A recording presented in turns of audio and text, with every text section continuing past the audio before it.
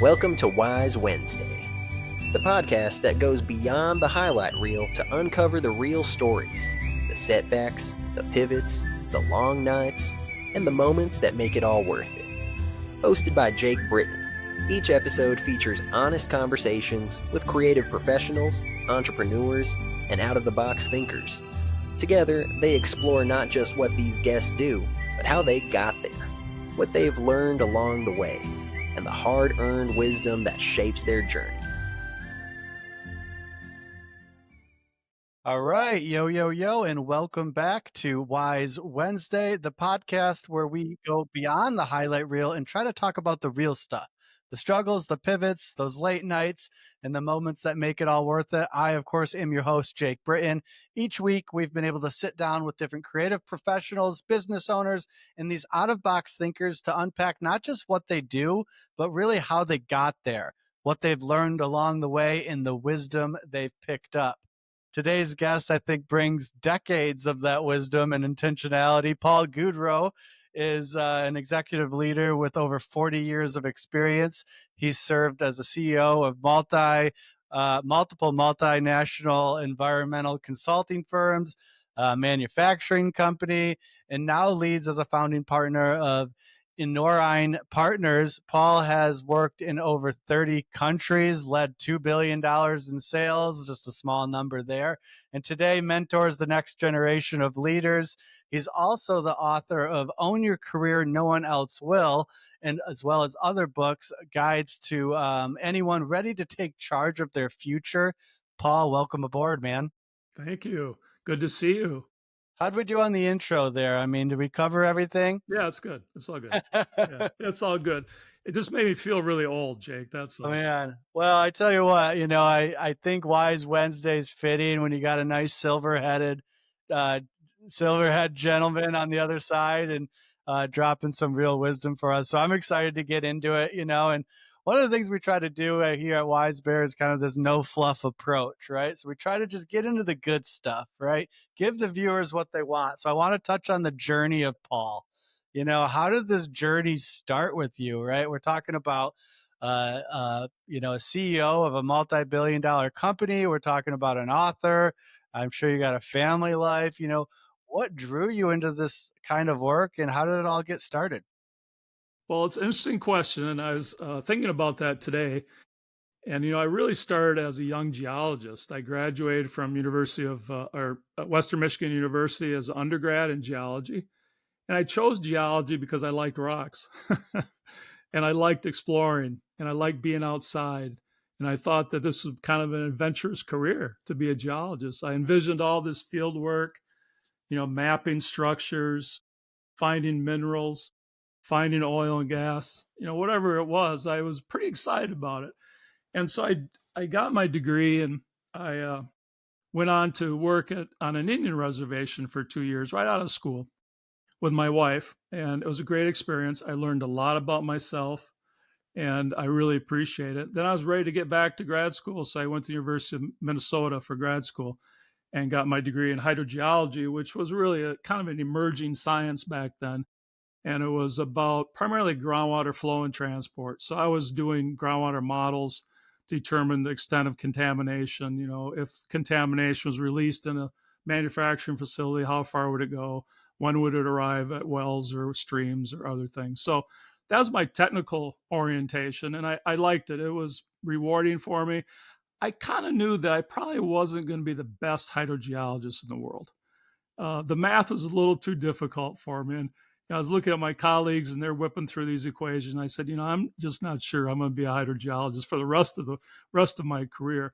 But I really didn't know what I was going to be, But you got to start, right? The journey starts someplace, right? Yeah. So when do you think this pivot happened between, biology and CEO, right? I mean, how does that even go about? Yeah, there are a lot of people that graduate with technical degrees that end up in leadership positions. I think it's exciting, especially if you're a leader within your industry. Knowing the science or the technology or the knowledge that's required to be in that business and lead the business, I think it's a real benefit. I started in a firm that grew very fast, and I was well mentored by that CEO. He taught me a lot about how to be visionary. He was very much a visionary leader, and I learned a lot from him on how to extend my thinking, not just about today and what we're doing and how to get stuff done, but also what's the business look like in 5 or 10 years. And when I started to get into that mode of kind of visioning the future and living in the future, and then trying to translate back to my own actions, I think I started to begin my leadership journey. And it was probably 5 years I was with that company, and I was asked to be CEO. And that was, a 600-person firm, a global business, consulting engineers and scientists. And it was very exciting. That was my golden opportunity to really lead a business and develop my leadership skills. But it sounds like that was like a moment in your career where things maybe clicked, right? It kind of, at least it put you on this, executive path, for a lack of a better Yeah. term. Yeah. You know, Tell me about a time maybe when things didn't click, whether it's after, you get that CEO promotion, after 5 years, but Yeah. things aren't working. What Yeah. did you do? What did that look like? And what made you kind of push through? Well, I remember the CEO who hired me to replace him himself said, Paul, the only thing you'll be dealing with are problems, good problems and bad problems. And he was absolutely right. Good problems were too much work, not enough people, more talent required, clients growing fast. And the bad problems were primarily around financial and human resources. There are times in the business when we had to lay people off. There are times in the business when, we had to get into our line of credit. There's times in the business where I put my personal bank account uh, uh, with my CFO to make payroll if we needed to. And so those times you really have to believe in what you're doing. You know, it was something that I was very proud of, that I knew the business was good. I knew the people were solid, and we had a strong vision. So what got me through the low points is really believing in myself. And there's kind of an edge to that, right? You can only believe in yourself so much, because otherwise you get a big head and you're not effective. But you really do have to believe in what you're doing, and you have to believe in your own skills and competencies to take, in this case, the business forward. And so my lesson learned is when it gets tough, you really have to believe in yourself and you really have to believe in what you're doing. Yeah, and I talk about it with other, mentors of mine, right? Where it's like, hey man, what you're doing it can be kind of a lonely place, right? Because like you don't necessarily like, I think too, like you don't necessarily always show everyone how much of that internal struggle is going on, right? And for me, it's like I just gotta remember that like this is gonna work.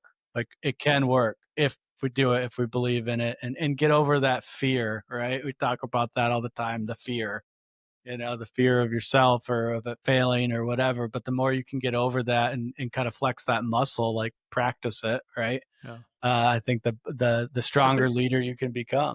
I think, Jake, there's a fear zone, I call it, between identifying the problem and solving the problem, right? And that fear zone is where you really get into the dumps, right? You can really question your activities, your decisions, everything you've done. But identifying the problem, what it might be, and then visualizing the solution. Maybe not implementing it, but visualizing. And once you get across that fear zone from identification of the problem to visualizing the solution, then you go, right? Then you have to go and you put everything else behind and you get going and you take care of what needs to be taken care of. So the less time you can sit in that fear zone, the better off, right? So whenever I had a problem, I went, okay, now what's the solution? Because I know for the next 2-3 weeks, a month, I'm going to be in the zone where I'm really going to be questioning what's going on. I need to visualize what the solution is. And when I do, I'm fine. Yeah, I think like for me, right, it's like the first step of me getting out of that zone that you call it, right, is like just saying it out loud to somebody.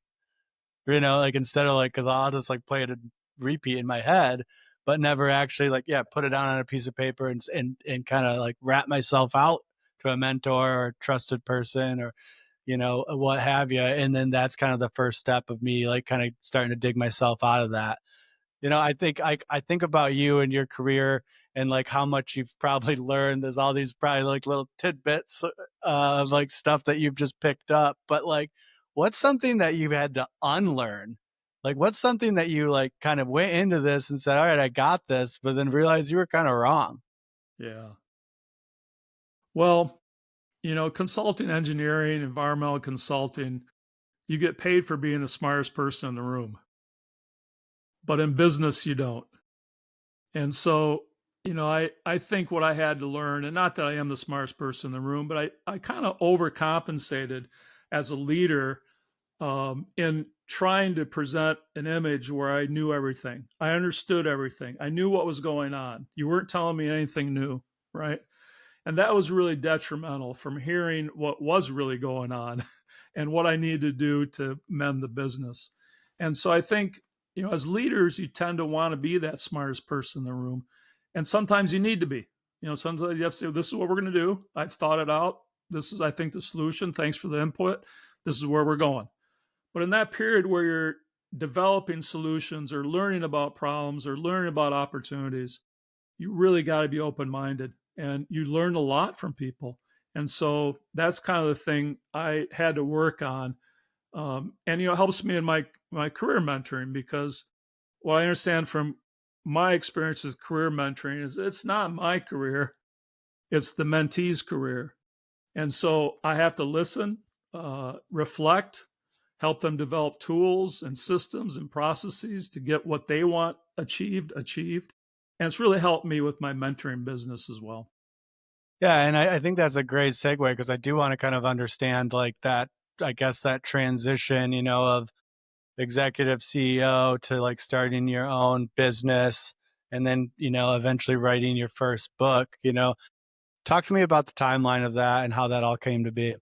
Yeah. Well, the abbreviated version is, as I was looking to retire, and this was about 5 years ago, I've been traveling a lot throughout the world, working with our oil and gas clients, and very exciting. I love traveling because every day is a new experience, a good one or a bad one.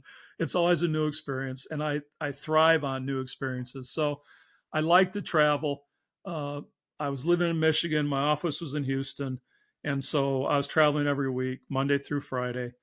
And it just got to be old after a while. And it wasn't exciting anymore for me. I felt like I achieved uh, my goals with my clients. I'd built great relationships. I had developed good business with them. They trusted me, and it was time to move on. And so when I was thinking about what am I going to do in retirement, I just thought, maybe I should think about helping others have a successful career as well. I started with my kids, and they ignored me for most of the time until I started to write my own book. I said, if I write a book, you guys, will you listen to me? No, we won't. I said, okay, well, I'm going to read the book to you. So the first book, Own Your Career, No One Else Will, I actually took it on a trip to Costa Rica with my kids and made them sit on the beach, and I read the manuscript to them. That was the only way they're going to read it. But anyways, I started with my kids, right? They're now young adults, and they're in their own track, and they're doing well. But I felt like there was a lot of tidbits I could share with people. And so I said, let me be a career mentor and a business mentor. And my kind of overall thesis is that we make things a lot more complicated than what they need to be. And if I can help people sort through the noise, either in your career and your integration with your family, your partnership with your family and your career, or the business itself, think big, think in complex ways, but make it simple when you come to take action. And so that's kind of what I'm doing, and trying to help whoever I can. Yeah, I think that's great. And one of the things that I've picked up from knowing you, Paul, is the adapt model, right? So I want to like give the viewers like I guess a little preview of that and kind of how that works and how they can apply it. So can you tell us a little bit about the adapt model that I guess you kind of created for your kids, but now, turned into a book? Okay, can I grab my book just real quick? Yeah, do it. This is my second edition of Own Your Career, No One Else Will, and there's 100 tidbits. And so what I did, this was when I was thinking about retirement. I'd sit in executive leadership meetings or strategic planning meetings or meetings with customers, and I'd take down little notes, like communication matters, or sit in front, or don't be that person. And so I took down these little tidbits. They're little notes, and I started to say, well, what does that mean, really? I mean, a catchy phrase, but what's it really mean? So what I did is I developed a tidbit, which are about 300 words, explaining what that means. So, for instance, sitting in front. It doesn't really mean sitting in front, but it does mean be present, uh, let people know who you are, be sure leadership understands your capabilities, and be visible, right? And if you're in a meeting, sit in front. Why not? But those little tidbits emerged, and I had this series of tidbits, and I said, I got to figure out a way to organize this a little bit. I said, well, let's just look at a life cycle of someone's career. So I came up with the ADAPT model that you're talking about. It's ADAPT. The A stands for acquire, which is really the early foundation, the building blocks of your career, whether you're in education, you're being in education, getting a degree, or you're working and being mentored by people. It's that formulation of your skills and knowledge. The next step is D, or develop. And develop is kind of that first job you get in the workforce. It's not your ideal job. You're not going to be in that job forever. You might be in that job for 6 months to a year. You never know. But it's about getting in the workforce and understanding how work works, how you need to be part of a team, how people will be depending on you, and also refining your career aspiration. Okay, I kind of know what I was doing, but I think I want to do this. So you refine your career aspiration until you get to the third step, which is A, or apply. And apply is really where you go, okay, I think I know what I want to do, and I think I have the skills and knowledge, and I want to get into this industry or this company or this type of role. And let me apply my skills and knowledge to this specific environment. And you learn, you grow, you find what you like and what you don't like. You refine your career aspiration to the fourth step, which is produce. And produce is where you should be achieving your career aspiration, right? This is where you're highly skilled. You're considered to be a knowledgeable resource in the company or whatever you're doing. You're producing an income. You're paid off your debts. You're investing in your retirement. And you're achieving the things you want to achieve, whether it's being CEO or being the lead technical person in a business or being your own business manager. Whatever that means, you should be achieving your career aspiration. The last is T, which is transition. In that phase, it's either retirement or reinvention. So you either retire and kind of unplug, or you reinvent. And I just chose to reinvent into an author and a mentor for my business, Ianora and Partners. I think it's like, it's complex, but it's simple when you like really look at it. Right? Yeah. I just don't think people necessarily, I know I'm guilty of like kind of, you call my shorter career path, but like I'm guilty of like, I don't know, just overthinking it, I think a little bit. Like if I really look back at it, like the writing was on the wall since I was 12 years old that I should have started my own business, like probably from the beginning. Yeah. Right. But I've taken so many different career paths, right? And I've, held leadership roles and manager roles. And, that eventually kind of made me realize like, okay, I like, kind of leading a team, or, okay, I like doing the creative, but I really like more of the strategy behind the creative than actually executing it. All right. How do I do? All right, cool. Agency. Yeah. Like kind of find that spot. But I think like there's a lot of small business owners out there that maybe overlook some of these things when it comes to career development, leading a team, right? Yeah. What's something that maybe in your mind, a small or medium-sized business owner, could potentially be overlooking as far as leadership goes? Right. Well, I think understanding that everybody in your business has a career aspiration. If they don't, they should. They also have a life to live, and I'm sure they have life goals. And really, as a business owner or the manager or CEO or whoever you might be leading people, the best thing you can do is help them integrate those two worlds. their career and their life. It's not always easy, because of some of the HR requirements and legal requirements, et cetera. But, as a manager, you should know your employee's career aspiration, if they're willing to share it with you. You should know something about their life and lifestyle and how you can help them. Because, in different stages of your career, you need different support. You know, in the acquire stage, you're really feeding information. It's training, it's education. You're developing the skills and knowledge. You're applying. Let me challenge you, a new assignment. Let me get you going in a different direction, right? So understanding where your employees are in their career and life cycles can be very powerful. They'll feel more committed, more engaged, and value their role and your business more, and they'll perform better. Yeah, I can speak from experience that like the more I'm empathetic and, kind of ask, people that work on my team, like, what's up in their personal life, or, you know, making sure that I'm staying, keeping tabs on what's going on, not just in work, but also in their personal life. It seems like the harder they work, because like, it's just like, I think it's just like the simple, check in, right? Like, how you doing? Like, okay, no, not about work. Like, how's life? How's Roger? How's your kids? What are you up to this weekend? And I think there's like a blend there that can be super impactful for any leader, whether it's a big or small business. Right. If I can add, Jake, there's a lot around generational differences in the workforce. I'm a baby boomer, right? And the baby boomer was, work hard. I'll tell you what to do. Work hard. If you work hard, life will be good.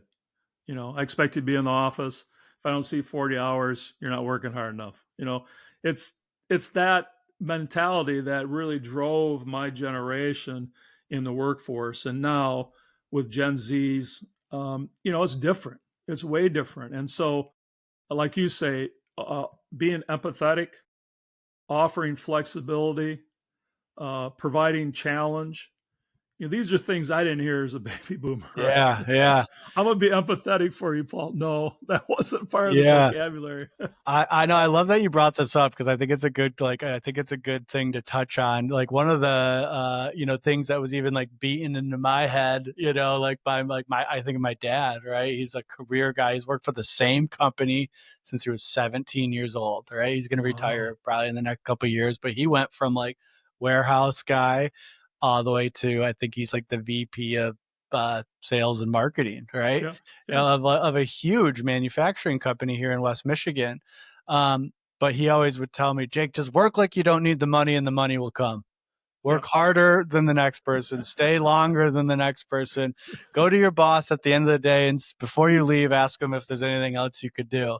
And I'll be honest, it works. Like, when I got my first, like, quote unquote career in a brewery setting, I was working for New Holland Brewery, and I would go to our VPs and say, what can I do to improve?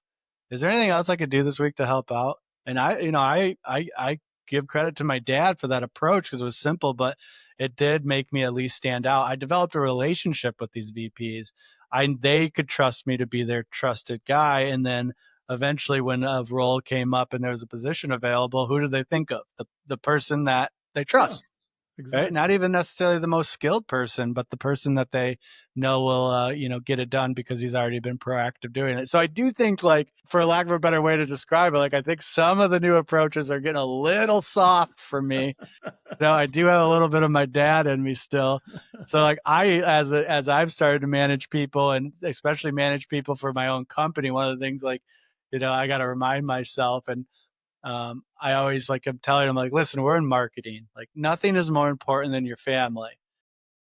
I got to take my own advice on that. But also, like, we need to have some sort of urgency, right? Like, I can't be just like taken advantage of because I'm Mr. Laid Back, Right. So anyway, I think there's like a balance between a little bit of that baby boomer mentality, like work hard, like you don't need the money and the money will come, and the empathetic approach that I think is becoming more and more, favorable for the younger generation. So, Yeah. and I see both because I have 50-year-olds on my team and I have 20-year-olds on my team. And so and then I'm in the middle of there, right? 37, be So you're a 38 in millennial. You're a September. millennial, right, I'm Jake? a millennial. Yeah. Yeah. Yeah. And so the great translators, you just described translating old school to new school, right? Are the Gen X's, the ones that came between the baby boomers and the millennials. They're good translators. They kind of figure out, okay, if I'm going to get ahead, I'm going to have to act like a baby boomer. But I'm managing people, the millennials, who were the first generation to bring the career life balance to the table. That was a generation that said, no, I don't need shareholder value. I want social value. Yeah. I don't need money. I need flexibility. I don't need control. I need empathy. So the Gen Xers, which are in leadership positions now, are kind of trying to translate that for the millennials. But, nothing's cut and dry, but it's exciting to see. And in my second book, I talk a lot about the generational framework because you have to be, if you're a small business owner, back to business owner or leader, you have to be aware of these generational differences. Otherwise, you're driving in fog and it's not helpful.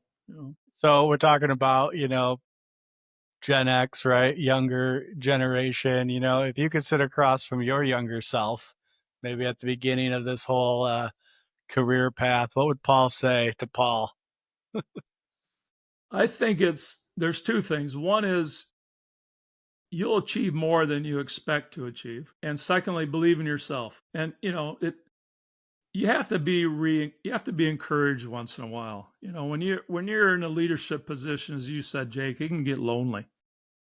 And I never envisioned being CEO. So when I graduated from undergrad, I was wearing straight leg blue jeans with cuffs, an embroidered work shirt with embroidery on it that Katie, my now wife, did for me, and Earth shoes. Have you heard of Earth shoes, Jake? Dude, you missed a phenomenon. They were shoes that were backwards tilted. They didn't have a heel. The heel was lower than the toe. And that's the way you're supposed to walk. If you're a natural human, that's the way our ancestors walked. They're barefoot shoes. Okay. I like them. So that's where I started, right? Did I think I was going to be CEO of two companies, formed two other companies? No, I had no idea I was going to do that. But you have to be confident. You have to be assured of yourself. You have to be competent, and you have to be confidence. I love that. And I really do enjoy, our friendship, relationship that we've developed, Paul, because I feel like every time I talk to you, even then when we're not in this podcast setting, kind of learn something, you kind of pick up a little piece of something. What's a piece of advice that you've learned, that's never steered you wrong to this day? I think building relationships. My mom was a great networker. I remember when I was traveling in my career, I'd say, "Hey," I'd call my mom. She'd say, "Where are you going?" "Well, I'll be in Germany with our joint venture partner." "Oh, you're in Germany. Let me give you a couple names of people that I went to school with, or I met when I was overseas teaching." Or she always had these, and I never did. As a kid, or as a son, am I going to go look up somebody who's 15 years older than I have nothing in common with except my mom gave me the address? I'm not going to do that. But the lesson learned was your relationships and the network that you create during your career and during your life is what will be the lasting benefits of both. Today, I have friends that I are acquaintances or friends all over the world, and I communicate with them. Of course, I don't visit with them very often, but I've learned a lot from them, and we keep in contact. And it's just nice to have that network of professionals or network of colleagues that you can talk with and be part of. I agree. I mean, what do they say? You're the product of your 5 closest friends, right? Your net, your inner circle is everything. And I think that's like really true for like, just like values and like personal life and, Yeah. being, you know, um, impacted by the close people. But like professionally, like I have found that like in person, like networking, right? Like really developing relationships with other people, business owners, doctors, lawyers, whatever. And I've been on leads groups and joint chambers and spoke at luncheons and done it all, right? Those are the people that really, really, they're my best lead source. They're my best, everything source. It's the network of people around me that have really helped shape, me and as well as my business into what it is today. So, Yep. so And we what have I a fun kind of closer, right? We're wrapping things up here, and it's a loaded question. Um, if you had to boil it all down, Paul, all right, years of wisdom, you got to boil it all down. We're talking professionally, personally, creatively, all into just a single truth at this point in your life. What would that truth be? wow, Jake, that's something else, man. Come on, put your earth shoes on, get grounded. Put my work shirt on and my embroidered. It's a little hippie, but I figured you might like that. Yeah, no, it's all good, man. You know, it's hard to boil it down to really uh, simple things, but I think in life and in work, you need to do the right thing. And it's not, that's kind of overused, it's kind of passe, but you know, you have decisions to make every day in your life and in your work. Some decisions are very difficult, but they're the best ones. Those tend to be the ones you need to make and the ones you need to follow through on. It's the easy, simple solutions and decisions you make that get you into trouble. So I just think it's, whenever you're faced with a situation, make the right choice. And how you make that choice is up to you. But generally, it's a balance between, your own moral integrity, your family, your business, your clients, your community. Those decisions are ones that are going to be your legacy. So make the right decision. That's number one. The other thing is um, look to the future. Uh, find what you want to do and what you want to build over the next 5 years. Always look out. Now I've gotten criticized because I have a hard time living in the present. I'm always thinking about the next thing. You and I are finishing up a book, right? So I'm thinking, what's after this? Well, do I need to do anything after this? I don't think so. I mean, I could be in my boat for the rest of my life, right? But I'm always thinking about the next thing. And so sometimes it's distracting, especially to spouses or partners, if you're always thinking about the next thing. But if you're going to be a leader, if you want to challenge yourself, you have to think about the future and live in the future. It's a lot easier to visualize and live in the future if what you want to do. So those are two things I'd say. Do the right thing and envision the future, man. I love it. And, I keep quoting my dad, and it's funny just because it's made me think that think you're probably about the same age as him, maybe a little bit younger. But he and I always chat, and he's like, son, the difference between right and wrong. I said, yeah. He goes, well, the right way is not always the easy one. Right. The right choice is not always the easy one, but if you know the difference, regardless if it's easy or not, make that right choice. And that's something that stuck with me, and I think it's very similar to what you just said. So we do want to give you an opportunity, right? Shameless plug. You and I are collaborating on all sorts of fun stuff. Like you just said, another book getting ready to launch. Here we Tell me go, about buddy. this, Own the Life You Deserve, No One Else Will, your third book. Tell me about it, Paul. Well, I'm trying to turn the conversation from career life partnering to from career life balance to career life partnership. And what I believe is that your career and your life should complement each other, and they should work as partners. You get a lot from your career, you give a lot, and so you should really achieve a partnership with your company, with your job, or with your career. So that's what it's about. You've been really helpful with the graphics. I appreciate that. You designed the cover. Look at that. Looks Got a good. QR code for our career life self-assessment. And I'm really excited about it. I just got the prototype, and we're working on the final, and it should be out in 2 weeks. Awesome. Well, I'm looking forward to, well, I guess I already did get a little sneak preview of the manuscript, and I got to read the book, and it's very impactful, and I think it can help anyone, no matter where they're at with their career journey. And I think it's a great tool, right, for anybody to pick up and give it a shot. So be sure to check out Paul's latest book. Next week, we'll have another guest, and we're going to keep doing these Wise Wednesday every Wednesday at 8 a.m. And Paul, thanks so much for being here, man.